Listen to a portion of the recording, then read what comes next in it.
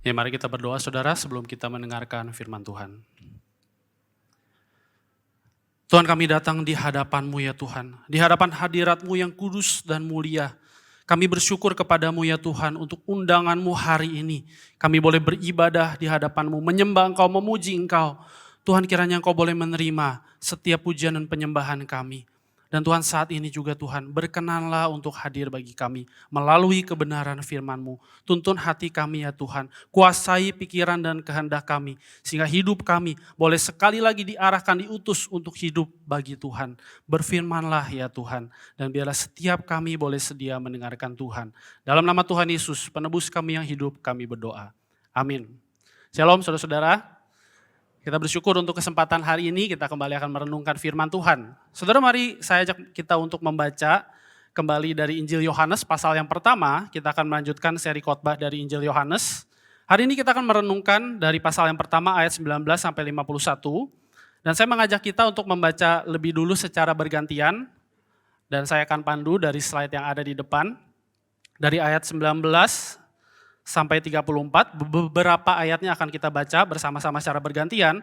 Kemudian ayat 35 sampai 51 saya akan bacakan bagi kita semua. Silakan saudara boleh memperhatikan di slide atau mungkin juga bisa di Alkitab. Saudara silakan membaca yang ayatnya berwarna merah, saya akan membaca ayat yang berwarna hitam. Demikian firman Tuhan. Dan inilah kesaksian Yohanes ketika orang Yahudi dari Yerusalem mengutus beberapa imam dan orang-orang Lewi kepadanya untuk menanyakan dia, siapakah engkau?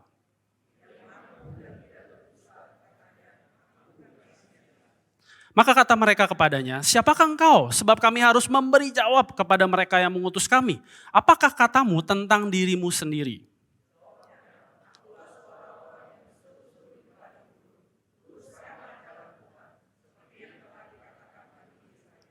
Pada keesokan harinya Yohanes melihat Yesus datang kepadanya dan ia berkata, dialah yang kumaksud ketika kukatakan, kemudian daripadaku akan datang seorang yang telah mendahului aku, sebab dia telah ada sebelum aku. Dan aku sendiri pun mula-mula tidak mengenal dia, tetapi untuk itulah aku datang dan membaptis dengan air, supaya ia dinyatakan kepada Israel.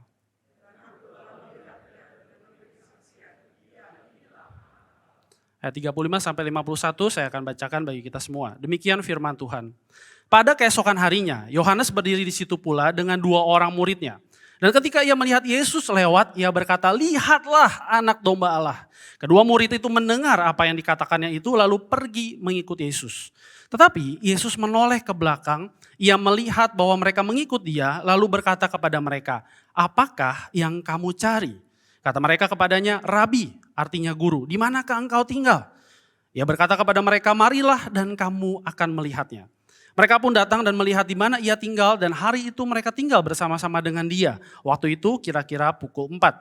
Salah seorang dari keduanya yang mendengar perkataan Yohanes selalu mengikut Yesus adalah Andreas, saudara Simon Petrus. Andreas mula-mula bertemu dengan Simon, saudaranya, dan ia berkata kepadanya, kami telah menemukan Mesias, artinya Kristus. Ia membawanya kepada Yesus, Yesus memandang dia dan berkata, engkau Simon, anak Yohanes, engkau akan dinamakan Kefas, artinya Petrus. Pada keesokan harinya, Yesus memutuskan untuk berangkat ke Galilea. Ia bertemu dengan Filipus dan berkata kepadanya, ikutlah aku. Filipus itu berasal dari Betsaida, kota Andreas dan Petrus. Filipus bertemu dengan Nathanael dan berkata kepadanya, kami telah menemukan dia yang disebut oleh Musa dalam kitab Taurat dan oleh para nabi, yaitu Yesus, anak Yusuf dari Nazaret. Kata Nathanael kepadanya, mungkinkah sesuatu yang baik datang dari Nazaret? Kata Filipus kepadanya, mari dan lihatlah. Yesus melihat Nathanael datang kepadanya, lalu berkata tentang dia, lihat, inilah seorang Israel sejati, tidak ada kepalsuan di dalamnya. Kata Nathanael kepadanya, bagaimana engkau mengenal aku? Jawab Yesus kepadanya, sebelum Filipus memanggil engkau, aku telah melihat engkau di bawah pohon ara. Kata Nathanael kepadanya, Rabi, engkau anak Allah, engkau raja orang Israel. Yesus menjawab katanya, karena aku berkata kepadamu, aku melihat engkau di bawah pohon ara, maka engkau percaya. Engkau akan melihat hal-hal yang lebih besar daripada itu. Lalu kata Yesus kepadanya, aku berkata kepadamu, sesungguhnya engkau akan melihat langit terbuka dan malaikat-malaikat Allah turun naik kepada anak manusia. Semakin jauh kita baca firman Tuhan pada hari ini. Nah saudara, kalau kita bisa review sedikit begitu ya, dari pembukaan Injil Yohanes, Pasal yang pertama ayat 1-18, maka kalau saudara ingat fokus dari pembukaan prolog dari Injil Yohanes ini adalah bagaimana Yesus itu turun ke dalam dunia. Sang firman itu menjadi daging, menjadi manusia dan mengambil tempat di antara kita, mengambil tempat di antara manusia di tengah segala keterbatasan dan kelemahan manusia. Dan saudara itu membawa kehadiran Yesus, sang firman itu membawa kemuliaan Allah yang penuh kasih karunia dan kebenaran. Dan saudara, bagian-bagian berikutnya dari Injil Yohanes dikatakan oleh salah satu penafsir mengembangkan, mengekspansi dari fokus ini. Maka saudara kalau kita melihat dari perikop yang kita baca, maka pengembangan fokus yang dilakukan di dalam perikop ini ayat 19-51 adalah memperkenalkan siapa Yesus melalui kesaksian Yohanes Pembaptis dan juga kesaksian murid-murid yang pertama. Memperkenalkan siapa Yesus, siapa sih sang firman ini bagi manusia. Dan apa yang dia lakukan, apa tujuan kedatangannya ke tengah dunia ini. Dan saudara karena itu saya juga mencoba membagi perikop ini ke dalam dua bagian. Yang pertama, bagaimana ada pertanyaan tentang identitas dari Yohanes Pembaptis, siapakah engkau? Ya. Dan kemudian yang kedua adalah apa yang engkau cari? Pertama, pertanyaan dari Yesus kepada murid-murid yang pertama, kepada Andreas dan satu murid lagi begitu. Nah saudara dari sini kita juga bisa melihat bagaimana di dalam kehidupan kita sebagai manusia ada pencarian identitas gitu ya, siapa saya gitu, pencarian tujuan.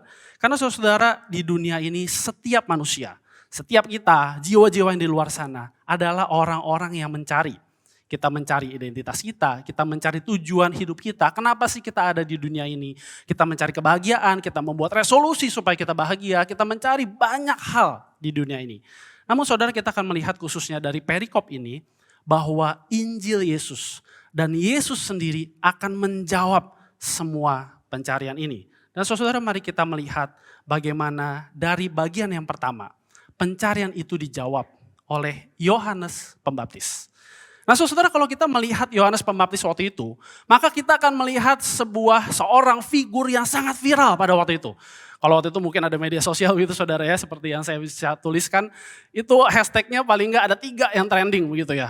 Ada Mesias yang datang, Mesias sudah datang. Karena saudara pelayanan dari Yohanes Pembaptis waktu itu sangat luar biasa. Mempengaruhi orang-orang, mempertobatkan banyak orang, membaptis banyak orang. Nah saudara mungkin hashtag yang kedua adalah, wah ini Elia yang akan datang. Dia sudah datang kembali Elia, kata kitab Maleaki begitu ya. Dan kemudian hashtag yang ketiga juga yang mungkin populer waktu itu adalah, ini dia nabi yang katanya Musa itu akan datang lagi nanti. Nabi yang besar yang memperkatakan firman Tuhan dengan begitu tegas. Dia akan datang. Wah ini kayaknya orangnya nih Yohanes Pembaptis. Nah saudara karena pelayanan yang viral itu, yang populer itu, yang famous itu, orang-orang dari institusi agama waktu itu berdatangan. Mereka orang-orang perwakilan resmi dan diminta untuk menanyakan, ini siapa? Yohanes Pembaptis ini siapa? Maka saudara ketika mereka datang dan bertanya kepada Yohanes Pembaptis, mereka membawa otoritas agama. Mereka membawa kuasa. Mungkin mereka mewakili pemerintah juga dan juga selain agama mereka, agama Yahudi gitu. Dan juga mereka membawa jabatan dan pengajaran. Benar enggak nih apa yang kami ajarkan kepada orang-orang Yahudi waktu itu benar digenapi dan dilakukan oleh si Yohanes Pembaptis. Oleh karena itu mereka bertanya saudara, siapa sih kamu? Dengan kata lain mereka juga mau bertanya, kamu klaim dirimu sendiri itu siapa? Apa yang sedang kamu lakukan? Nah saudara sebagai figur yang populer, figur yang viral waktu itu, pelayanannya besar sekali sampai orang-orang dari institusi agama berdatangan. Saudara saya kira sebagai manusia, Yohanes Pembaptis itu dengan sangat gampang bisa menjawab. Ya betul saya Mesias. Kamu lihat kan pelayanan saya, kamu lihat kan berapa banyak jiwa yang bertobat dan saya baptis. Luar biasa sekali. Tapi saudara kita melihat dan perhatikan bagaimana Yohanes Pembaptis menjawab. Dia ditanya, siapa kamu? Kamu Mesias? Bukan. Kamu Elia? Bukan. Kamu Nabi yang akan datang? Bukan. Dengan kata lain, dia mau bilang, saya bukan siapa-siapa. Dengan semua pelayanan saya yang begitu besar kalian bisa lihat ini, saya bukan siapa-siapa.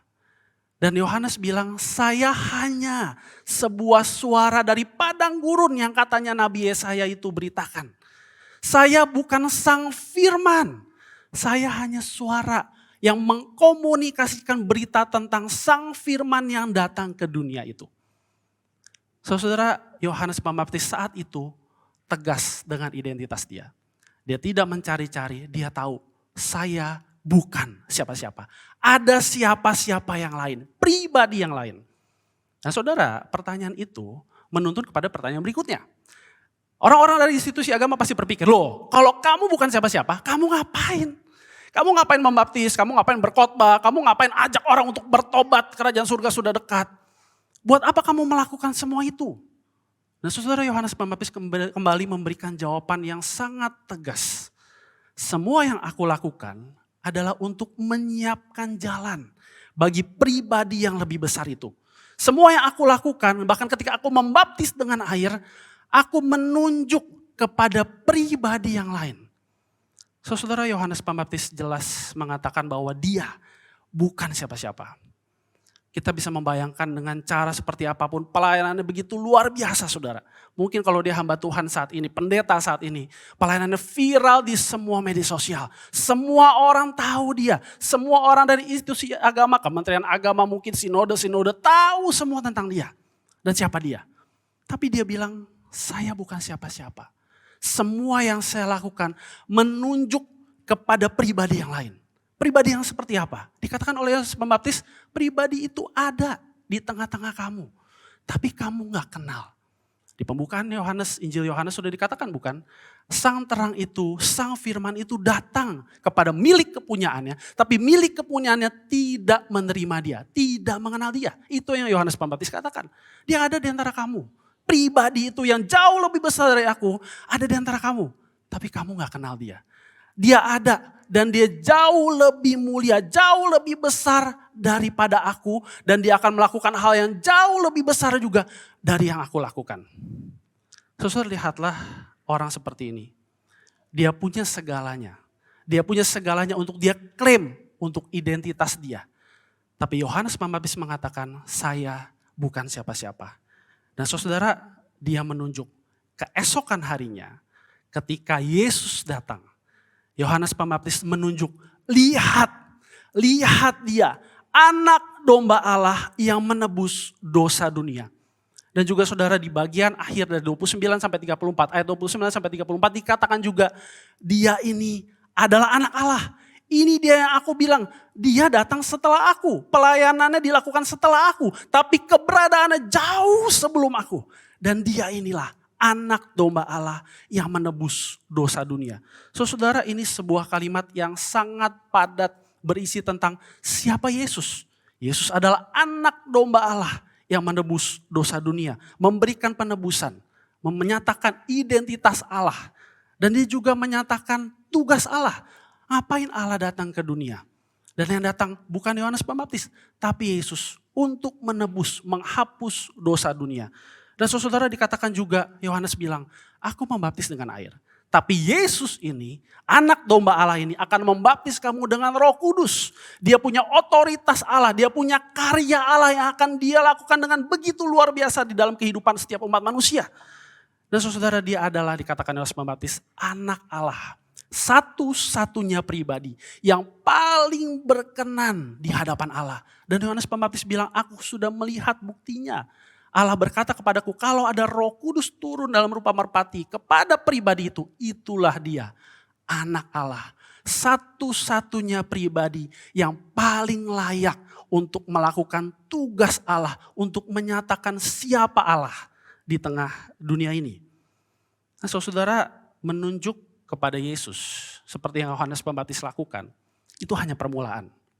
Kita akan melihat bagaimana berikutnya ada pertanyaan-pertanyaan yang menggelisahkan hati manusia. Dan juga ada undangan bagi setiap jiwa-jiwa yang mencari saudara. Saudara, di dalam bagian berikutnya kita bertemu dengan pertanyaan kedua. Seperti yang tadi saya bilang, ini bagian kedua dari perikop ini.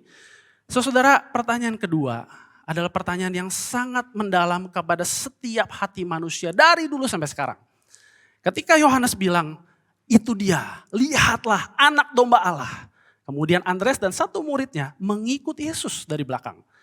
Dan Yesus melihat mereka, Yesus berkata, apa yang kau cari? Yesus tidak berkata waktu itu, kamu ngapain ikut saya? Kamu ngapain cuma ditunjukin sama Yohanes Pembaptis doang terus mau ikut saya begitu? Tapi Yesus menanyakan sebuah pertanyaan yang sangat mendalam dan mengoreksi hati kedua murid itu. Apa yang kamu cari? Dan saudara, ada jawaban dari Tuhan Yesus. Ketika kedua murid itu berkata, Rabi, di mana engkau tinggal? Bagaimana tempat tinggalmu? Tuhan Yesus bilang, mari dan lihatlah. Ayo ikut saya dan lihat bagaimana kehidupan saya. Saudara, ini adalah sebuah undangan. Tidak hanya bagi Andreas dan satu murid itu yang kemungkinan adalah Yohanes, penulis Injil Yohanes. Saudara, ini adalah undangan juga bagi murid-murid pertama Yesus. Kita melihat bagaimana Tuhan Yesus menjumpai Petrus. Petrus yang nanti akan menjadi orang yang besar mulut dan menyangkal Yesus. Tapi Yesus mengatakan kepada dia, kamu akan dinamakan Kefas, batu karang yang teguh. Tuhan Yesus juga menjumpai Andreas tadi. Andreas yang nantinya akan kebingungan bagaimana menghadapi crowd, kerumunan yang banyak sekali dan hanya ada 5 roti dan 2 ikan. Dia bertanya kepada Yesus, Tuhan bagaimana kita memberikan makan kepada orang-orang seperti ini? Yesus menjumpai orang yang bingung seperti Andreas. Yesus juga menjumpai Filipus yang nanti setelah sekian lama mengikuti Yesus, dia masih belum mengenal Bapa. Yesus menjumpai murid yang seperti ini. Dan Yesus juga menjumpai Natanael. Saudara, hal yang menarik dari peristiwa perjumpaan Tuhan Yesus dengan Natanael adalah begini. Saudara, pohon ara itu bisa menggambarkan 2 hal. Menggambarkan sebuah perteduhan, suasana at home dengan kehidupan manusia. Tapi saudara, pohon ara juga bisa menggambarkan suasana bergumul, meratapi kehidupan. Dan saudara, saya kira 2 suasana ini bercampur ketika Natanael dikatakan ada di bawah pohon ara. Saudara, Alkitab tidak menyatakan persis apa pergumulan Natanael. Tapi saudara, dari nuansa yang ada ketika seorang waktu itu duduk di bawah pohon ara, maka kita bisa memikirkan, mengimajinasikan Natanael itu sedang bergumul dengan kehidupannya. Dia mungkin mempertanyakan, Tuhan, engkau di mana? Selama ini aku sudah berusaha untuk hidup bagi engkau. Tapi kok engkau sepertinya enggak ada. Saudara, sebuah pergumulan, sebuah beban hidup yang sangat private. Mungkin dia enggak cerita ke teman-temannya, even mungkin dia juga enggak cerita ke Filipus. Tapi saudara, ketika dia berjumpa dengan Yesus yang tadinya dia ragukan, adakah sesuatu yang baik datang dari Nazaret? Saudara, Yesus bilang apa? Ini dia. Aku kenal kamu. Kamu orang Israel sejati, tidak ada kepalsuan di dalam hatimu. Kamu berbicara dengan lugas dan tegas. Kamu lagi pikir apa? Kamu bicarakan apa? Kamu lagi merasakan apa? Kamu bicarakan apa? Natanael bingung. Dari mana Yesus bisa tahu? Kok kamu bisa kenal aku? Dan Yesus berkata, ketika kamu sedang bergumul di bawah pohon ara itu. Ketika orang-orang gak tahu apa yang menjadi isi hatimu. Apa yang kau pikirkan dengan begitu hebat dan berat waktu itu. Aku melihat kamu di sana. Aku kenal pergumulanmu. Aku tahu dirimu secara pribadi. Saudara, kalau kita dijumpai oleh Yesus. Dan dia benar-benar mengetahui dan langsung menunjuk kepada pergumulan terdalam dari kehidupan kita. Maka saudara, saya yakin respon kita akan sama dengan Natanael. Berhadapan dengan pribadi seperti ini. Kita hanya bisa bilang, ya engkau Tuhan, Raja kami, anak Allah. Tapi saudara, Yesus berkata, oh karena kamu mengalami hal seperti ini, kamu percaya kepadaku. Karena kamu mengalami hal yang fenomenal di mana ada seorang pribadi seperti aku yang benar-benar mengetahui seluk-beluk kehidupanmu, isi hatimu dan jiwamu, lalu kamu percaya. Belum apa-apa, kata Yesus. Kamu akan melihat hal-hal yang jauh lebih besar dari ini. Dan kemudian di ayat terakhir dari pasal 1, ayat 51, Tuhan Yesus berkata, sesungguhnya aku berkata kepadamu, kamu akan melihat malaikat-malaikat naik turun kepada anak manusia.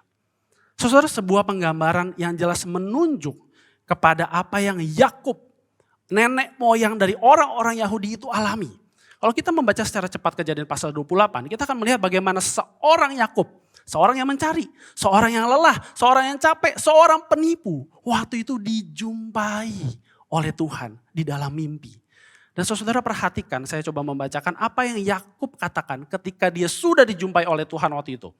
Ketika Yakub bangun dari tidurnya, berkatalah ia, sesungguhnya Tuhan ada di tempat ini dan aku tidak mengetahuinya.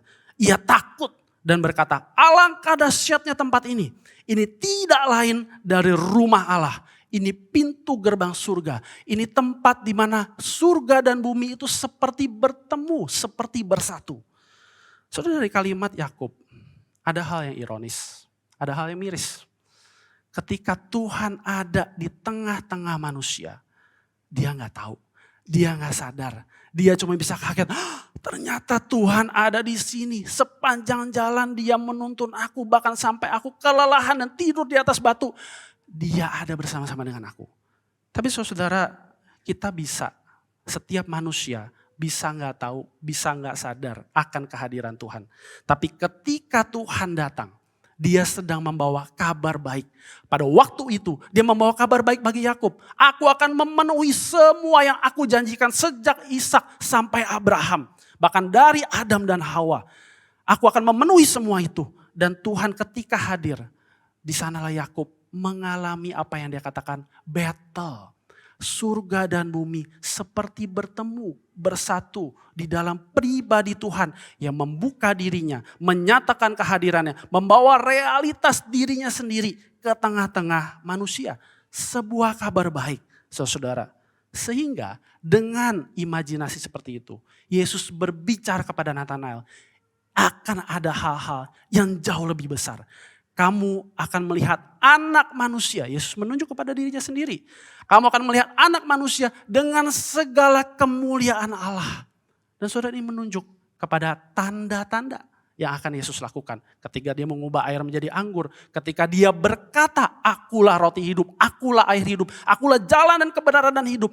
Itu semua adalah the best things of God yang akan Nathanael dan murid-murid lihat. Saudara, ketika Yesus datang dan memperkenalkan Allah kepada kita, maka kita tidak hanya akan melihat hal yang fenomenal. Kita akan mengalami lagi dan lagi dan lagi pangkat kuadrat tidak terbatas pengenalan akan Allah. Nah saudara, dari sini mari kita melihat bahwa sebenarnya ada satu pola yang terbentuk baik melalui Yohanes Pembaptis ketika menunjuk kepada Yesus dan juga ketika Yesus menjumpai murid-murid pertamanya. Saudara, dari orang yang menunjuk kepada Yesus, maka akan ada sebuah pertanyaan dan sebuah undangan. Hidup kita, hidup manusia tidak hanya berhenti ketika ada seseorang menunjukkan Yesus kepada dia. Tapi hidup seorang murid Yesus ketika dia sudah percaya kepada Yesus baru saja dimulai. Akan ada pertanyaan-pertanyaan seperti apa yang Yesus tanyakan. Apa yang kamu cari di tengah dunia ini? Apa yang menjadi tujuan hidupmu? Mengapa kamu bertanya tentang identitasmu? Mengapa kamu bertanya tentang tujuan hidupmu? Dan ada undangan yang Tuhan juga berikan. Ada undangan, mari dan lihatlah. Mari ikutlah aku, kata Tuhan. Dan setiap orang yang mau menerima undangan ini, setiap orang yang mau dikoreksi, dievaluasi dirinya oleh pertanyaan-pertanyaan seperti yang Yesus tanyakan, maka dia akan dibawa, kita akan dibawa kepada pengenalan yang lebih dalam akan Allah. Allah yang mengenal kita dan juga dikenal oleh kita. Nah saudara, dari perikop ini, saya pikir ada dua masalah dan dua kebenaran yang bisa kita bawa di dalam kehidupan kita. Saudara, yang pertama, mari kita lihat ada masalah ketika hidup kita selalu berpusat kepada kita. Selalu menunjuk kepada kita, point to me. Saudara, bayangkan kalau kehidupan kita adalah kehidupan yang seperti ini. Maka saudara, hasilnya kita pasti kita akan mereduksi Allah.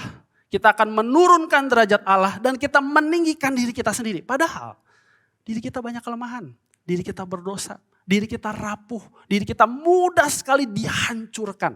Dan dengan keadaan kita seperti ini, mana mungkin kita bisa membangun identitas kita. Mana mungkin kita bisa membentuk kehidupan kita. Ini adalah berita buruk saudara bagi kita. Kalau kita memiliki hidup yang seperti ini. Point to me. Selalu aku, selalu saya. Tapi saudara, hidup yang point to Jesus. Menunjuk kepada Yesus.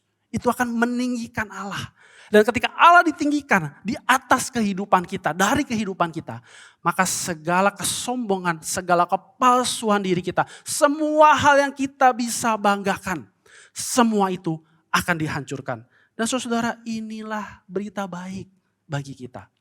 Kita manusia yang rapuh, kita penuh dengan kelemahan, kita tidak bisa membangun identitas diri kita sendiri. Tapi identitas diri kita hanya dibangun karena siapa Yesus dan apa yang dia lakukan bagi kita. Siapa Yesus? Anak domba Allah. Allah yang menyatakan dirinya. Untuk apa? Menebus dosa setiap kita. Menyelesaikan masalah paling penting, paling krusial dari kehidupan seorang umat manusia. Itu yang Yesus lakukan. Itulah kenapa Yesus datang ke tengah dunia. Dan itulah kabar baik bagi setiap kita yang mempertanyakan identitas diri kita. Dan melalui Injil, di atas kabar baik ini. Siapa Yesus, apa yang dia lakukan. Kita bisa membangun kehidupan iman kita. Dan saudara, dari kebenaran ini ada undangan bagi kita. Bagi setiap kita yang mau hidup point to Jesus. Mari kita jadi Yohanes Pembaptis di masa kini. Jadilah suara-suara di padang gurun dunia ini. Jadilah suara-suara yang memperkatakan firman, men-sharingkan, menunjukkan siapa Yesus di dalam kehidupan kita. Ketika dunia bertanya mengenai Yesus, tunjukkan itu. Saudara, begitu banyak hal yang Tuhan sediakan di masa kini untuk kita bisa menunjukkan siapa dia, siapa Yesus. Karena itu saudara, tunjukkan. Kita tidak hanya point to Jesus, tetapi show Jesus kepada dunia. Tunjukkan Yesus kepada dunia. Itu undangan Tuhan bagi kita. Nah saudara, yang kedua, ada masalah mengenai tujuan hidup. Popular goals. Saudara, dunia ini menawarkan banyak sekali tujuan hidup untuk memberikan kita kepuasan. Tapi saudara bayangkan, kalau kita hanya mengikuti apa yang dunia ini tawarkan. Saudara, kita akan menghalalkan segala cara untuk kita mencapai tujuan itu. Untuk kita boleh dipuaskan, kita diberikan kelegaan, diberikan prestasi, kebanggaan hidup. Tapi kalau itu semua tidak kita dapatkan, saudara, maka itu akan menjadi candu yang mematikan. Sebuah pola hidup yang mematikan kehidupan kita, semakin menjauhkan kita dari Tuhan. Dan ini berita buruk kedua saudara, masalah kedua dari kehidupan kita. Kalau kita terus-menerus mengejar tujuan dunia dengan cara kita, menghalalkan segala cara, maka kita akan menghadapi kematian. Tapi saudara, kalau kita mengikuti apa yang Yesus ajarkan, pola hidup seorang murid Yesus, menunjuk kepada Yesus, bergumul, mempertanyakan apa yang saya inginkan, apa yang Yesus inginkan, apa yang Tuhan inginkan melalui kehidupan saya sebagai seorang murid. Dan kita menerima undangan Tuhan, mau ikut Tuhan, kita mau mengenal Tuhan dan dikenal oleh Tuhan. Dan kemudian memperkenalkan Tuhan. Saudara, pola hidup seperti inilah yang akan mengubahkan kita. Nah saudara, tugas kita adalah tunjukkan kepada dunia, bawa itu supaya mereka mengalami all the best things of God. Bagikan pola hidup seperti ini. Share bagaimana seorang murid Kristus itu hidup. Bukan kepada dirinya sendiri. Bukan tentang dirinya sendiri. Bukan tentang caranya. Tetapi tentang Tuhan. Tentang cara Tuhan. Kenapa Tuhan datang bagi setiap orang berdosa. Saudara, Tuhan memanggil kita untuk melakukan dua undangan ini. Selalu menunjuk kepada Dia. Bukan kepada kita. Dan melakukan pola hidup yang Tuhan ajarkan untuk mengenal Dia, makin mengenal Dia dan dikenal oleh Dia. Apa yang menjadi respon kita? Mari kita berdoa.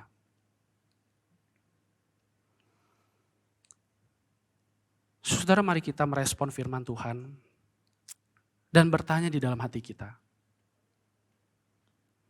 Saudara, Tuhan memberikan dua undangan bagi kita. Dan mari kita bertanya, bagaimana Injil Yesus membentuk identitas kita dan mengutus kita menjadi murid Tuhan? Bagaimana Injil Yesus membentuk identitas kita dengan melahirbarukan kita? Bagi setiap kita yang mungkin saat ini belum percaya kepada Yesus, apakah kita mau menerima Injil itu, kabar baik itu, bagi masalah terbesar dari kehidupan kita? Dan mungkin Injil Yesus akan meruntuhkan kesombongan kita dan kembali mengarahkan hati kita untuk mencintai Yesus. Apakah kita mau menerima berita baik ini? Dan bagaimana Injil Yesus itu mengutus kita sebagai anak-anak Tuhan, sebagai murid-murid Tuhan, untuk menunjukkan Yesus, showing Jesus di semua aspek hidup kita. Dan dengan segala cara yang Tuhan sediakan. Dan yang kedua saudara, mari kita berkomitmen di hadapan Tuhan. Kita sudah melihat pola itu. Pola seorang murid Kristus yang harus terus-menerus berulang dalam kehidupan kita. Apa yang menjadi komitmen kita dari ketiga tahapan pola itu? Mungkin kita berkomitmen, saya mau hidup terus menunjuk kepada Yesus. Mungkin kita berkomitmen, saya mau semakin dikenal oleh Yesus. Membuka diri saya seutuh-utuhnya, tidak ada yang saya sembunyikan. Apa yang menjadi komitmen kita? Baik secara personal maupun juga sebagai gereja. Dan mari kita doakan itu di hadapan Tuhan. Mohon Roh Kudus membimbing kita.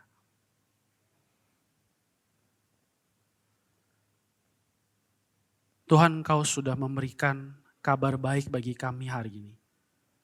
Engkau sudah mengundang kami kepada diri-Mu sendiri, kepada kisah Injil-Mu yang Kau berikan bagi kami.